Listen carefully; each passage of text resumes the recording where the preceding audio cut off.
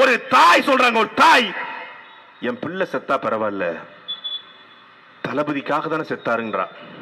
நீ பெத்தெடுத்தியா இல்லையா, எங்கேயாவது பறிச்சுட்டு வந்தியா உன் பிள்ளைய?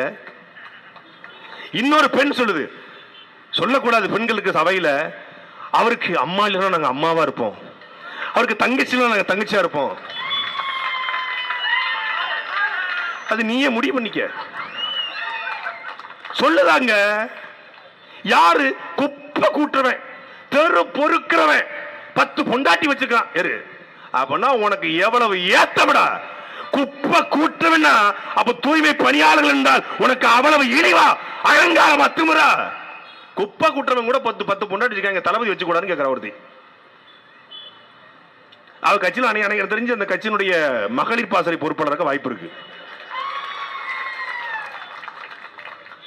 இந்த மாதிரி ஆட்கள் இருக்கிறதுனாலதான் அவர் என்ன பண்றாரு, இப்ப இந்த மாதிரி ஆட்கள் யாரு, விஜயனுடைய எல்லா தவறுக்கும் முட்டு கொடுக்கக்கூடிய ஆட்கள் இருப்பதனாலதான் அவர் என்ன பண்றாப்ல, அஞ்சலை அம்மாள் சிறப்பு நீதிமன்றம் அமைப்புன்றாப்ல.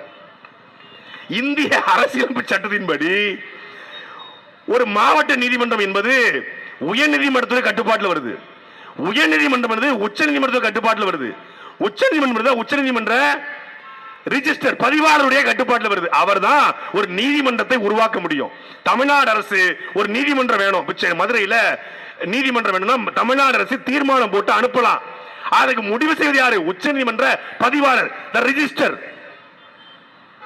உச்ச நீதிமன்றத்துக்கும் உயர் நீதிமன்றத்துக்கும் நீதிமன்றத்துக்கும் பேர் வைக்கலாம்னா இந்தியா முழுக்க பாபா சாஹிப் அண்ணல் அம்பேத்கர் பேர் தானடா நீதிமன்றத்துக்கு இருந்திருக்கும்.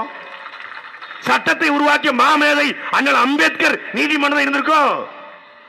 தம்பி இடுமானம் கட்டம் கேட்டாரு, டேய் நீதிமன்றத்துக்கு தான் பேர் வைக்கலாம் இருந்தா கருணாநிதி ஊழல் ஒழிப்பு நீதிமன்றம் வச்சிருக்க மாட்டாங்களா?